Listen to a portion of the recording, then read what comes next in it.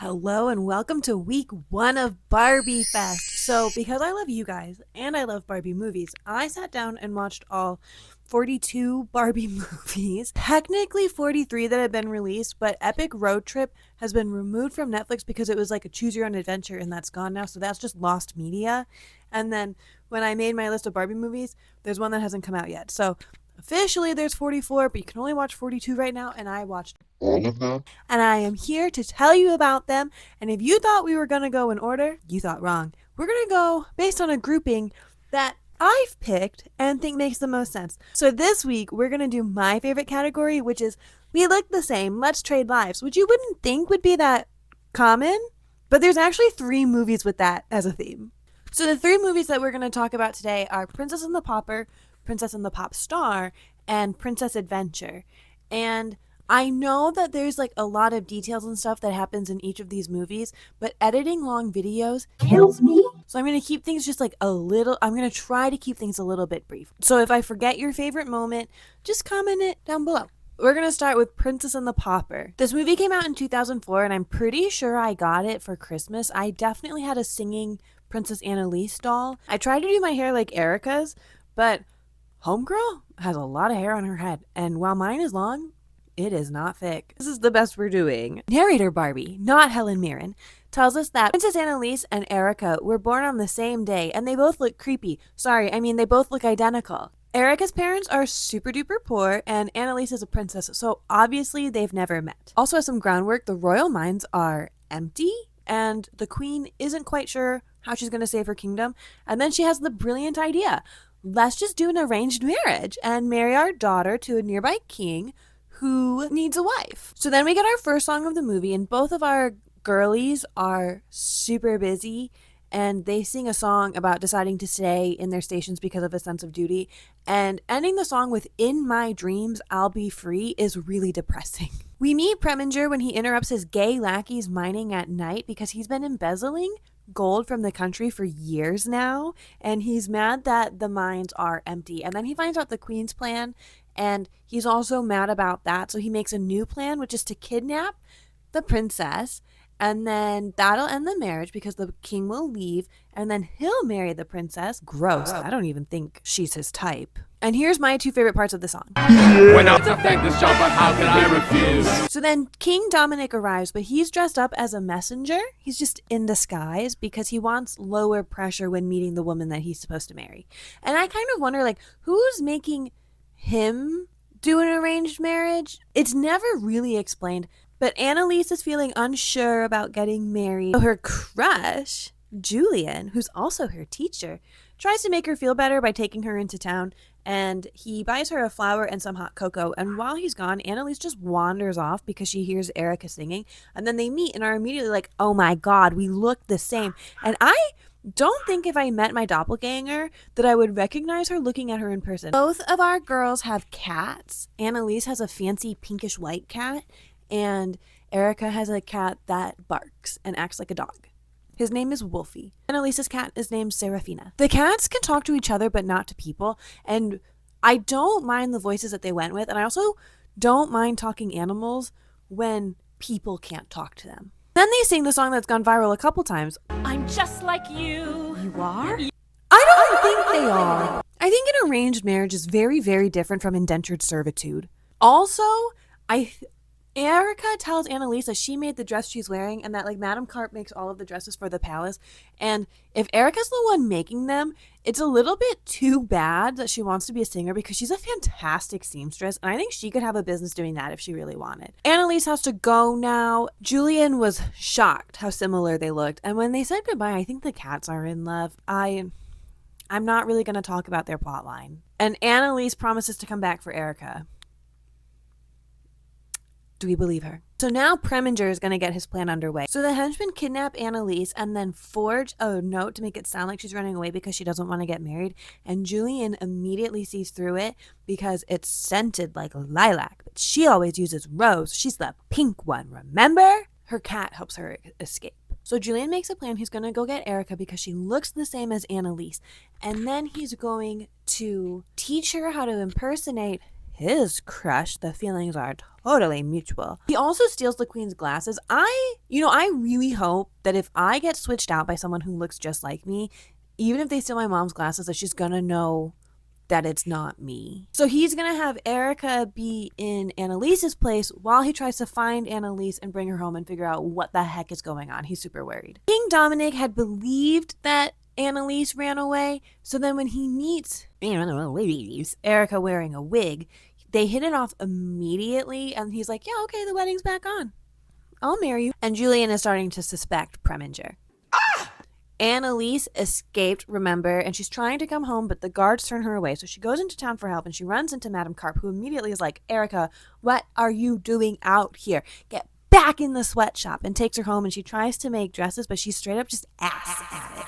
And it just makes more work for the other poor woman who also works there. She has a moment of ingenuity and puts her ring on a ribbon with a note from like a tag from Madame Carp's and puts it on her cat and sends her cat to the castle. It's intercepted by Preminger though. So Dominic, while in disguise, meets Erica, who's also in disguise, and they hit it off pretty well, so now the wedding is no longer called off. But now he feels bad about being in disguise, so he goes to apologize for it and hears Erica singing to her cat and just while she's in the bath and just kind of hangs outside to listen to her. Creep. And then they have like a more formal meeting where he's actually dressed as King Dominic, and she knows who she's speaking to, and they hit it off and sing a very romantic duet. She sings, he plays piano, we get a montage of them hanging out. I love this song. So because Preminger intercepted Serafina, he goes to the dress shop and he gets Annalise, and then you know where he takes her? Not the castle, the mines, and he puts her in there, and Julian's there because he had figured out the plan. So then he has his henchmen collapse the mine to trap them in there. So the wedding is tomorrow, and Preminger reveals that Erica is not Annalise because she takes her wig off, and she also doesn't have the royal birthmark. And then he says that Princess Annalise is dead, Erica killed her, and all that's left of her is her ring, and the queen is crushed. But how's she going to save the kingdom? Like, obviously she just lost her daughter. That's terrible. But how's she going to save her kingdom? So Preminger says, you can marry me. But that really does not solve the economy. He's just going to keep now things are feeling really timely. It's just going to go even more in his pocket. What little people have is going to go in his pocket. Now I'm depressed. They take Erica to the dungeons, and she accuses Preminger of being the real person who killed Annalise. Naturally, Dominic leaves. Meanwhile, back in the mine, Julian and Annalise have a heart-to-heart and recognize that they both have feelings for each other. And then Wolfie, the dog cat, shows up and can smell them through the ground, so he digs a hole that he falls through. So then Julian uses like a pickaxe thing to flood the mine, and they hop in a barrel and float up to the top. And you know what? It sure is a good thing that they got in the mine shaft that like lined up with the hole that Wolfie had dug. It would have been really annoying if they had hit the ceiling. Meanwhile, back in jail, Erica escapes and runs immediately into a guard. Just kidding, it's Dominic in disguise. Annalise crashes her mom's wedding and reveals that it really is her. She has the birthmark and says that Preminger kidnapped her. He did all of this. So now we have a chase scene, and Preminger had a dog that I haven't mentioned up until now. So the cats catch the dog, the men catch Preminger, and the girls get the gay henchmen. All three of that gay squad are arrested. Annalise says that she wants to marry Julian, and her mom's like, dude, the economy. But while they were in the mine, she found amethyst, so I guess we're going to make our economy run on amethyst instead of gold. I don't know how that would work, changing your currency, but okay. I also hope that their international relations with King Dominic and his country are not ruined now. As a thank you, Annalise pays off Erica's debt, so she decides to tour the world and sing, and Dominic asks her to wait for him. Just like, kind of like, he'll wait for her. And she does come back to him, which is pretty romantic. I feel like we don't really get to see men that chill. Like, I really like Julian because he has feelings for Annalise, but at no point guilts her for any of it, for not reciprocating it. He's like, listen, I know you have your job, I have mine, it's never really gonna work, I'll have you in whatever capacity you'll have me, and I'm just happy to be around you. And then Dominic is like, yeah, I know you've got dreams, go follow them. Proud of you. We love it. Positive masculinity. The castle stops buying dresses from Madame Carp, and I've chosen in my heart of hearts that the other seamstress that Erica worked with just kept all of the clients that Madame Carp used to have and has a very successful business and doesn't exploit her workers. And then they have a double wedding. A lot of people will use scenes from this to show them as gay, but Erica and Annalise don't interact very much throughout the movie. I don't think they're marrying each other. I'm fine with them having straight marriages. I know, arrest me right now.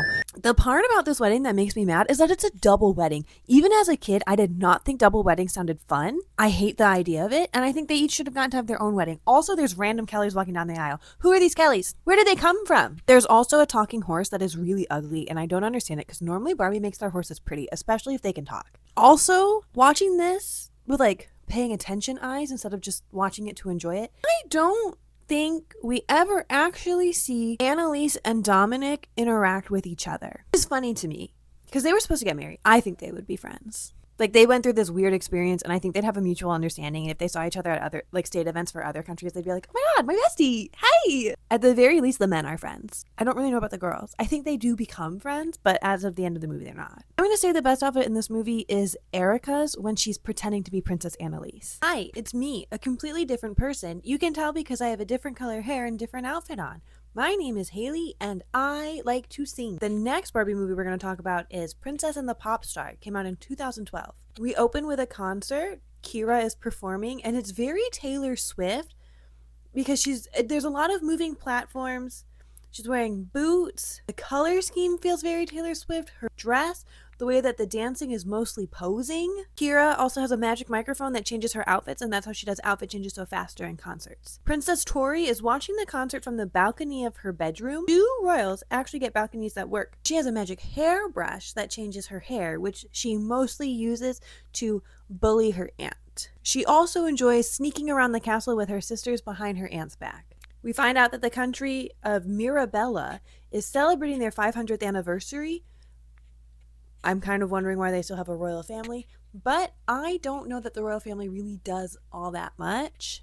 But we also never hear if there's a president. Kira's low-key bossy, but I think that's fine because she's driven and she's making sure that her career goes the direction that she wants it to, except no, she's not, because she wants to sing acoustic covers, but nobody's into that. And her manager is a washed-up teen star, and she has promised a new album to her record label, but has no ideas for any new songs and is a little worried about that. And she also has purple hair, but it's a wig. But don't worry, that's never acknowledged again. Also, she has an ugly dog. We meet Aunt Amelia, who I think looks like Hillary Clinton, and she is sick of Tori's shit. Tori would rather play pranks on everybody around her and use her magic hairbrush to make everybody else miserable instead of doing her royal duties. And her duty is literally just prepping and writing a speech. But she won't do it. And then both girls see the other one and think, her life must be so much easier. Tori just wants to have fun, and Kira just wants to be less self-sufficient. Great. The manager, his name is Kreider, has decided that either he's going to start over and try to have a new career again, or he's going to marry rich, so he flirts with Aunt Hillary Clinton. Also, the country is in drought, but don't worry, Tori doesn't know. It's just everybody else that does, and it's a conversation at the party. But she's not in those conversations because she just wants to run around. Tori ditches the party and brings Kira with her to her bedroom, and it's uncomfortable because Princess Tori is a Kira stan and has like Kira's clothes and guitars and merch and shows it to her and is like, isn't this so cool? I have your clothes. And Kira has to be like, that's great. I guess she kind of is into it because then she invites Tori to come on stage with her at her next concert. But Tori's shy. She could never. And then they discuss how the other person must have the cooler life. And this one has dogs instead of cats. Meet Tori's dog. I don't remember anything about her dog. They use their magic items to trade hair and clothes and then go back to the party and see if anybody notices that they've switched. And I don't enjoy this. Of course, Tori falls down the stairs right in front of some prince guy. Does he have a name? The little princesses, Tori's sisters, gush over Kira. And then the castle has this magic door to an indoor garden with a bush that grows diamonds. And they use the diamonds to pay for schools and stuff. They trade back and decide that it would be so fun to trade lives for a whole day. Tori is really into the idea. Tori thinks it sounds like super fun and she really wants to do it. So then they sing a bastardized version of To Be a Princess. And I hate it so much. And tell me in and here's the camera, there's a camera, and a camera. None of what they're talking about involves like duty or etiquette. And also Kira references Twitter. So, dated. Kreider overheard their conversation and has decided that because he needs that fresh start or a rich wife, he's going to steal the diamond bush.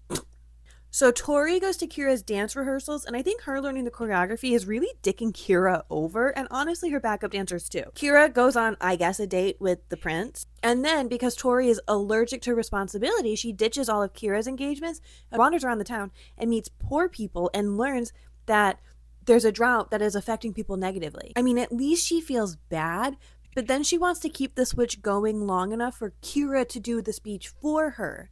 So we don't know our own damn country that we are supposed to eventually be in charge of, and we are still evading responsibility. Got it. So they decided to stay switched for one more day, except for the performance. And they make it so that poor people can go to the concert too. At which point, Kreider quits. Kira hangs out with Tori's sisters and is so inspired she writes a new song. Hillary Clinton won't let Princess Tori go to the concert because she hasn't written her speech yet, and then the person who it actually is, Kira, tries to tell her about the switch, and Hillary Clinton doesn't believe her. So then the other little sisters and all the poors go to the concert, and Tori has stage fright. She doesn't want to go on stage, but is told it's your responsibility to give them a show, and also that the record exec are threatening to end her career if Kira does not perform. So Tori goes out on stage. But of course, she gets stage fright, so she runs off, grabs a guitar, and sings an acoustic version of the one song that we have seen Kira perform so far. And while she's performing, she sees all of the plants mysteriously die. So she races home. The prince jumps into a carriage to follow, and he doesn't know who he's been hanging out with at this point. I wrote notes about the prince helping them,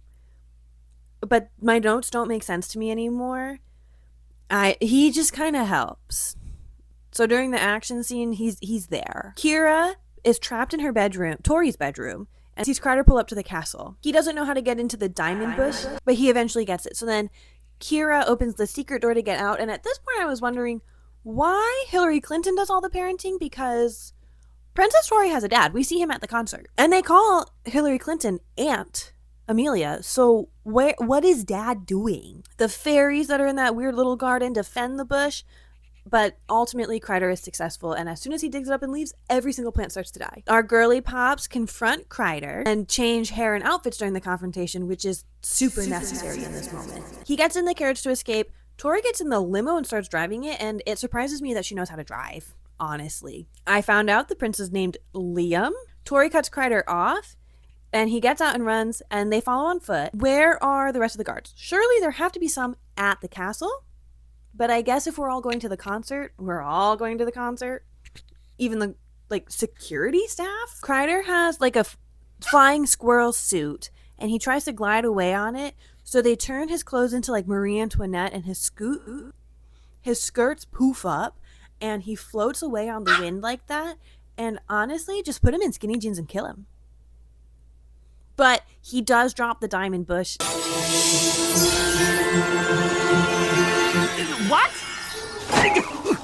So they plant some diamonds from it as seeds, and it grows, and the life in all of the plants is brought back. But everybody forgot that there was a concert going on right now, so they run back and perform all of the same songs again. Kira sings her new song that she wrote, and she pulls Tori on stage, and Tori somehow knows the new song that she wrote yesterday. I think that the people at this concert have got to be sick of hearing the same 3 songs, but also it is a free concert. I wonder what the viewership, because it is being live streamed or it's on television. I wonder what the people watching back home think. Tori finally does her speech and says she's going to start a social services program to help the poors. Why didn't they have that already? I think I would hate to live in this country. I guess the best outfit in this movie is the outfit Tori wears to attend the concert. I hate my life. Hi, it's me, Bailey, again, and it's definitely not Haley. You can tell because I have long hair. No, I'm not wearing Haley's clothes. That would be weird. It's definitely not Haley pretending to be Bailey. I'm definitely Bailey. This next movie we're going to talk about is Princess Adventure. It came out in 2020 on Netflix. So because it's on Netflix, that means everything is weirdly empty. This Barbie has 2 parents and also weird teeth. They distract me the whole movie. My first note for this movie just says, horses. Oh, and another thing about this movie is that it feels like the dolls came first. With most other Barbie movies, like the pre-Netflix ones, it felt like they designed a character for the movie that would make good toys. I actually would love to hear more about that process. If anybody knows anything about it, I'd love to hear about the process of creating the characters for movies and also creating the toys. but these ones feel like the toys came first and they plugged them into the movie. I've seen it, I've heard about it, how the dolls kind of are starting to look cheaper. That you get like a plastic molded on top and a flimsy skirt, doesn't even have Velcro anymore. And these Barbies look like these characters look like those Barbies, whereas like Princess and the Pauper, stellar outfit. The dolls were beautiful. Not as pretty as my girls, but beautiful nonetheless. So we start out with Princess Amelia filming a promotional material with her horse, and she doesn't enjoy it. And then we cut to Barbie filming a vlog, but she got all set up, but she doesn't know what she's going to actually do. We're putting the cart before the horse there, Barbie. And then she sings a song that's kind of inspired by a conversation with her sisters called Try It On, and I swear it sounds like that song from Descendants. And then we see Princess Amelia watching the video, and at the end, Barbie puts on a blonde wig. Maybe the difference is her hair is curly, and Amelia realizes, oh my god, we look the same. Amelia has kind of a caregiver advisor guy. His name is Alfonso, and Amelia says to him, I'm almost 16. I'm about to be queen. When can I make my own decisions, Alfonso? what happened to her parents? Does Barbie Roberts get 2 because Amelia has 0? We see Barbie at school, and she goes to a school even smaller than the one I went to, if this is the whole student body, and random students are selected to go to Flavia or whatever, Floravia. I think it's Floravia. And then one random girl walks past, and she's like, I wasn't picked. It's like they don't even want me to be in this movie. And I have since found out her name is Tammy. But I didn't learn that until Skipper's babysitting adventure. I think she's from the show. But the randos selected are Barbie and her friends. And Ken's rival, who I don't think I ever see Barbie talk to. I don't even remember his name. He's definitely gay though. And then a YouTuber manager named Rose Ross calls Barbie while she's at school. Odd. I think she should be calling maybe Barbie's one of her 2 parents. But whatever. The teenager can manage her own career. Rose Ross tells Barbie that she needs to do like a test run to prove herself as a vlogger, and she needs to be a whole new Barbie. So Barbie gets really insecure about that. And then they get ready to go visit Princess Amelia, and Barbie vlogs from the airport where we see her go through TSA, which means 9/11 has happened in this Barbie world. But it must not have been a very serious 9/11 because her puppies escape. Why did we bring the dogs to drop Barbie off at the airport? But they escape and they run through TSA and get past, and the dogs are unharmed. So 9/11 happened, but maybe not as bad of a 9/11. A recurring plotline that Ken has a big crush on Barbie, but she's very oblivious to it. Barbie and her friends get picked up by a limo. They find out that they will be staying at the palace, and oh my god, Barbie's dog is in her bag. I'm sure she's so excited to now have to take care of a puppy while studying abroad or on vacation. It's unclear what they think they're doing there. The castle kind of looks weird, and then Taffy, that's Barbie's dog, just kind of runs away and goes in the part of the castle they're not allowed to go in because that's where the royal family lives, and it finds Princess Amelia's super cool special hangout room where she has a pet bunny. Amelia gushes to Barbie about her vlog and how she's a super big fan, and she's jealous of how Barbie gets to be authentic because she wishes she could be. As a princess, she can't. And for her, like, goofy sign, her silly sign, she suddenly turns into a millennial. Goofy. I hate my life. And then Amelia tells Barbie that she flew her and her friends out here because Amelia realized they looked the same and wants to trade lives with Barbie so she can have a chance to be regular before she's crowned queen at 16.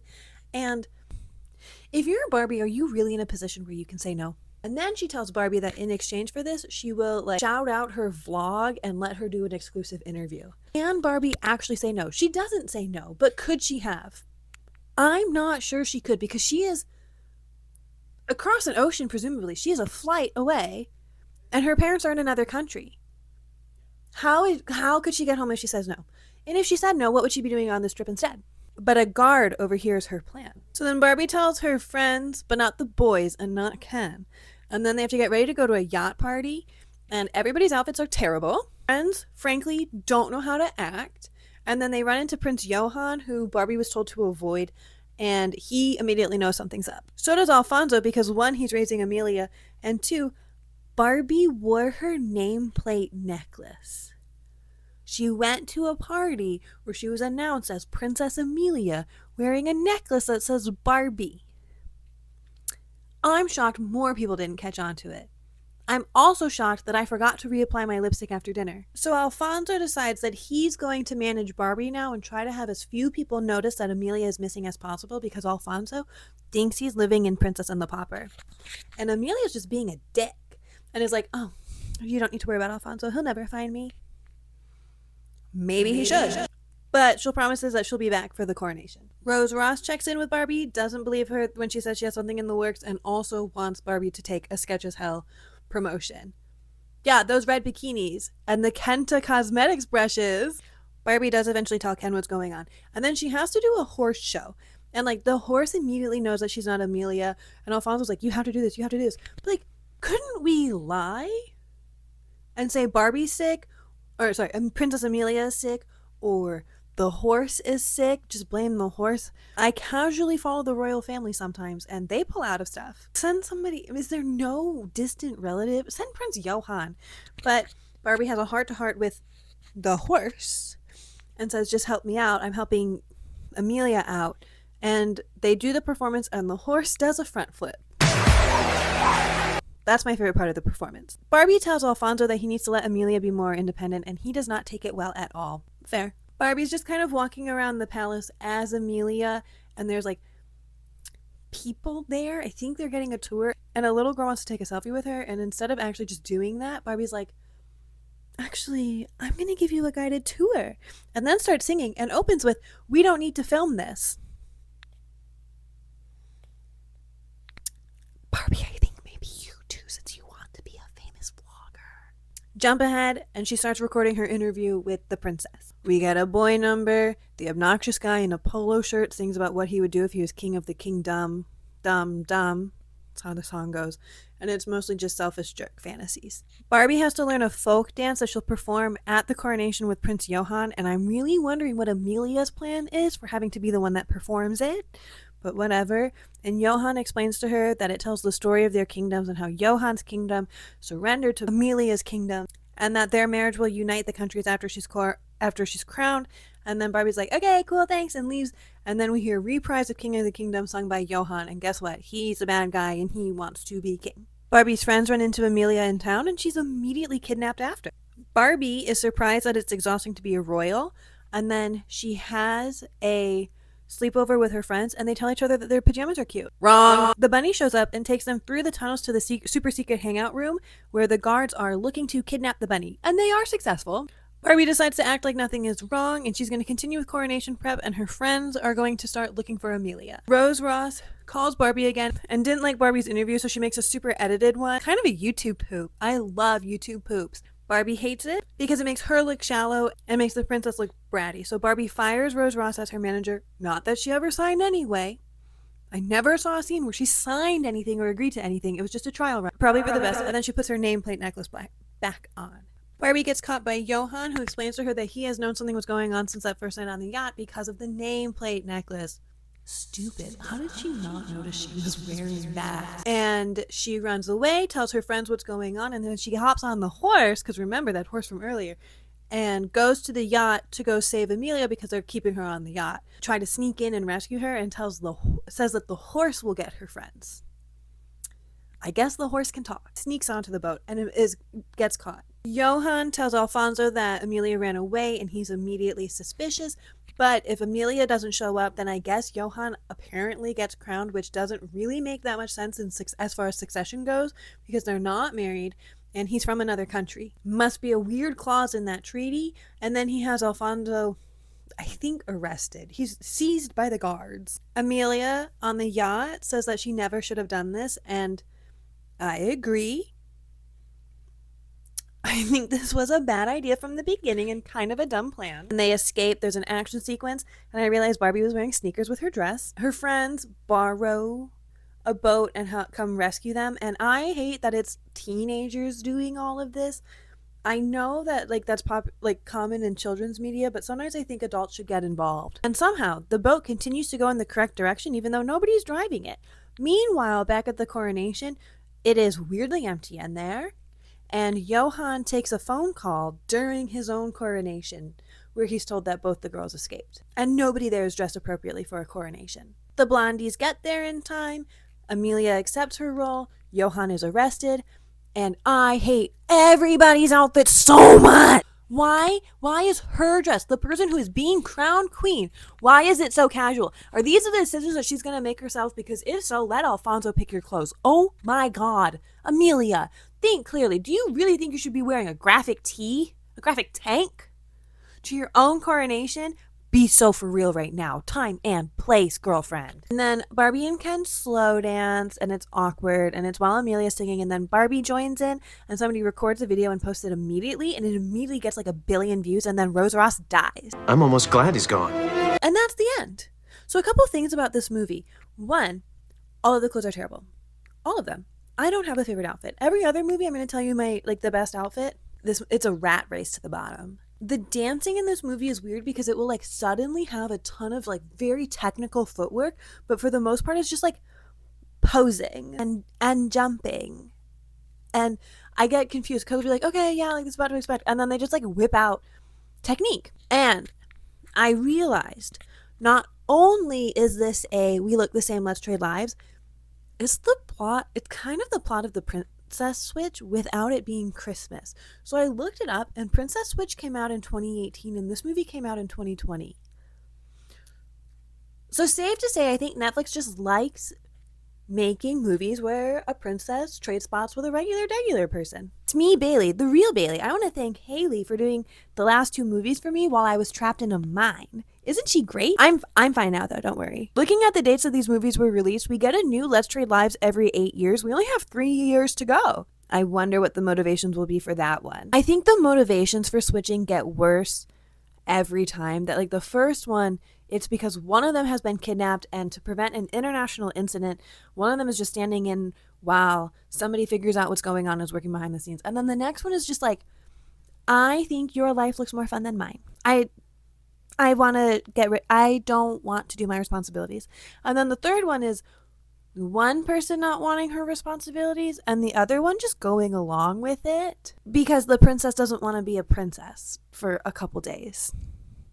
Even then, I prefer Princess Adventure over Princess and the Pop Star. I think that Princess and the Pop Star wants you to compare it to Princess and the Pauper, and it just doesn't quite measure up. Here's a camera, and a camera, and a camera, and a camera made me want to die. I hated it. You could have put in better lyrics. I also think the second 2 need a better understanding of what princesses do.